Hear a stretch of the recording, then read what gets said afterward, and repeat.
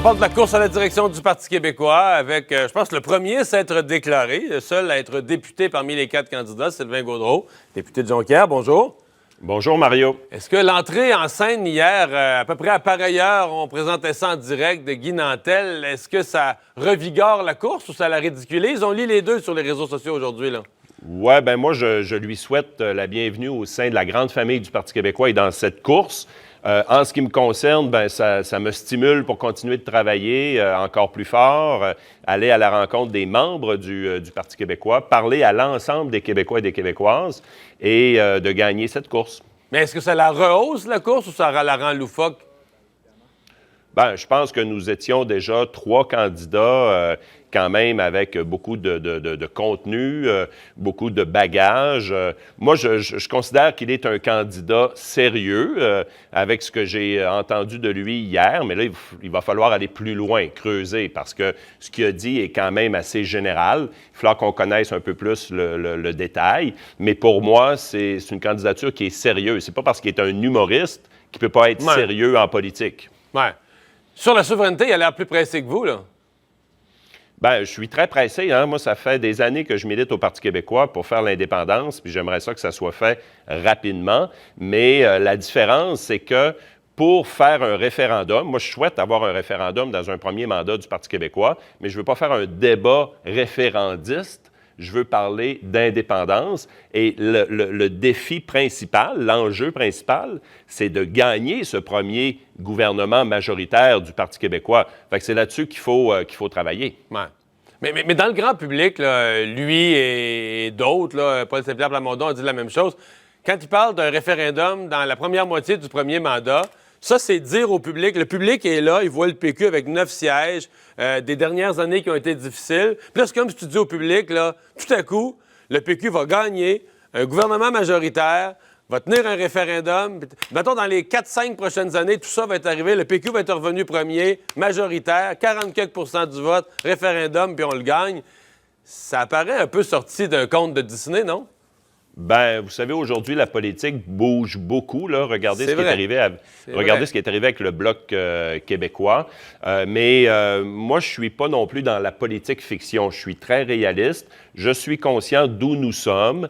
Je suis conscient que nous sommes 9 députés. Je suis conscient également que dans les sondages d'opinion, l'indépendance est à 25-30 % peut-être. Donc, je suis très conscient de ça. C'est pour ça que moi, je ne veux pas parler d'une date précise de référendum, bien que je veux un référendum dans un premier mandat. Mais je répète, l'objectif, c'est de gagner ce premier mandat. Alors là, on va travailler très fort. Je pense que j'ai ce qu'il faut pour travailler très fort. Il faut parler à la jeunesse. Moi, je veux qu'en 2022, on soit les premiers chez les 18-35 ans. Alors, on a un travail à faire. C'est un gros défi, là, parce qu'il y a des sondeurs qui disaient, là, ces récentes années, que vous étiez dernier, là, que dans le groupe d'âge que vous ciblez, peut-être encore plus chez les 18-25 que chez les plus jeunes. Le PQ arrivait 4e, derrière Québec solidaire, les libéraux, la CAQ, le PQ arrivait 4e. C'est toute une inversion que vous voulez faire. Oui, mais est-ce qu'on a le choix, M. Dumont? Parce qu'on ne peut pas parler de vouloir faire un pays si on n'a pas la jeunesse avec nous. Alors, on va parler d'arguments contemporains sur l'indépendance, on va parler d'environnement. Moi, j'ai dit il faut que le Québec soit le premier pays vert à faire son entrée à l'ONU. On va proposer des mesures fortes pour réduire la crise climatique. Je suis très crédible là-dessus, j'ai amené beaucoup d'éléments. Mon opposition à GNL Québec dans ma région a été saluée comme un geste courageux de ma part. Je pense que c'est ça que ça prend comme chef aussi, c'est quelqu'un qui a du courage, qui est cohérent avec ce qu'il propose, mais il y a aussi de l'expérience, qui est capable de parler aux jeunes, parler à tout le monde. C'est ça qu'on va faire. Vous savez, il faut qu'on soit capable d'incarner ces idées sur l'indépendance du Québec, mais aussi proposer d'autres choses pour former ce gouvernement. Alors, c'est comme ça qu'on va gagner. Sur la loi 21, hier, Guy Nantel a eu une réponse instantanée. La loi 21 sur la laïcité de la CAQ, c'est bien, c'est correct, on maintient ça. Est-ce que vous partagez ça? Bien, d'abord, là-dessus, j'ai senti que, il se modérait un peu par rapport à ce que j'ai d'autres éléments que j'avais entendus de sa part, entre autres à Tout le monde en parle ou ailleurs. Il aurait été prêt à aller encore plus loin, vous voulez dire? Monsieur Nantel, je pense que oui, je pense qu'il s'est déjà un petit peu modéré là-dessus, mais on verra plus tard dans les débats avec lui. Mais en ce qui me concerne, nous avons appuyé la loi 21. Il faut maintenant qu'elle soit appliquée, applicable. Il ne faut pas que le fédéral finance sa contestation juridique.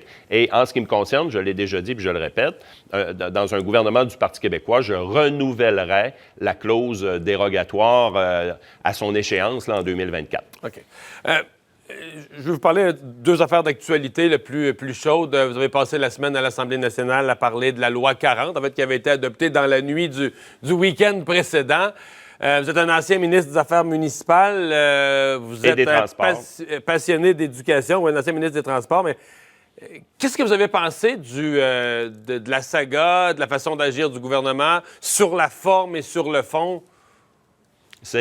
Je veux dire, pour moi, ça m'apparaît complètement, comment je pourrais dire, c'est pas une belle façon de gouverner. On ne peut pas décider à la dernière minute de passer un amendement sans s'attacher correctement avec avec les partenaires essentiels que sont les municipalités. Si on dit que c'est des gouvernements de proximité, si on dit que c'est des élus envers qui il faut avoir confiance, on ne peut pas bulldozer comme ça des amendements sans les informer. C'est quand même des choses importantes. Puis en plus, le premier ministre et le ministre Roberge disent « Ah, ça se fait depuis longtemps. » Ben oui, mais là, la différence, là, c'est que le final, c'est qu'au bout de 2 ans, le centre de service scolaire va savoir que de toute façon, il va l'avoir, son terrain. Fait que ça va servir à quoi, ces négociations-là? Je veux dire, ça n'a aucun sens, la manière. La manière est sur le fond que ça a été fait. Là, ça a été fait tout croche. Et je pense que ça démontre que c'est un gouvernement qui travaille tout croche, malheureusement. Ouais. Mais eux prétendent que ça veut dire un gouvernement qui met le scolaire en avant, là, qui dit la construction d'une école, c'est prioritaire. On n'a rien contre les municipalités, mais qui met la construction d'une école comme quelque chose sur un piédestal dans la société. Vous ne partagez pas ça? Vous ne pensez pas que ça va donner de bons résultats? Ben oui, moi, je suis d'accord là, qu'il faut construire des écoles, puis il faut que ça soit des beaux milieux de vie pour nos enfants. Je suis entièrement d'accord avec ça. Mais je veux dire, il faut pas que ça devienne une décision qui vient d'en haut, là, sans tenir compte des gens à la base. Puis moi, je suis extrêmement aussi préoccupé par l'importance de l'aménagement du territoire. Quand on construit une école, là, ça veut dire qu'éventuellement, il va peut-être avoir un quartier qui va se développer autour. Ça veut dire des nouveaux services, par exemple, de pompiers, un parc pour amuser les enfants. Alors, ça implique beaucoup de développement pour une municipalité. Le minimum, surtout dans un contexte où on doit lutter contre la crise climatique et densifier la population sur un territoire, densifier les villes, bien, il faut s'impliquer avec les villes pour dire, bien, voilà où c'est mieux de faire une école dans un quartier peut-être plus dense, où il y a déjà des services de pompiers, où il y a déjà des services de police, où il y a déjà de l'aqueduc, où il y a déjà des égouts. Alors là, c'est rendu que ça va être n'importe quoi. C'est ça qui me dérange. Puis on ne peut pas penser travailler avec des partenaires qui sont des élus démocratiques comme les municipalités en leur imposant des choses sans les inclure. Moi, je trouve que c'est une façon de travailler. Là. En tout cas, moi, je n'ai pas fait ça comme ministre des Affaires municipales, puis je recommande à personne de le faire. Puis vous le savez que j'étais dans une période pas facile où on a eu 4 maires de Montréal, on a mis Laval sous tutelle, j'ai adopté la loi Marcotte à cause de la corruption à Mascouche, puis on a quand même été capable de travailler correctement. Vous avez mentionné tout à l'heure, au passage, parlant d'environnement, un gros projet dans votre région, GNL Québec, disant que malgré que le projet semble appuyé, en tout cas selon les sondages, par une majorité dans votre région, pour des raisons environnementales, vous y êtes opposé. On a le sentiment que c'est tout Québec solidaire là, qui préside à l'opposition, qui anime hier soir, il y avait une grande assemblée, etc. Vous n'avez pas l'impression que vous prenez une position, mais que c'est Québec solidaire qui en récolte les fruits à côté?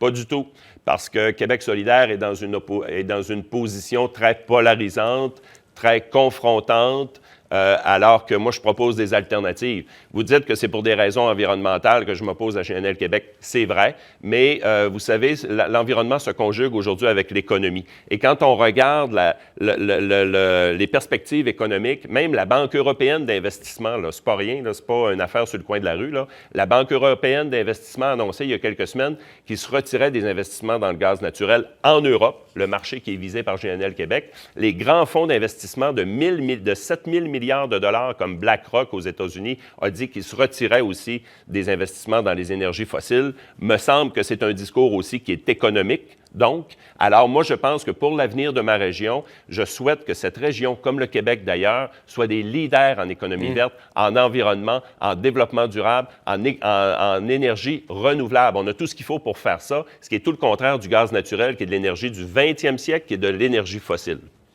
Ouais.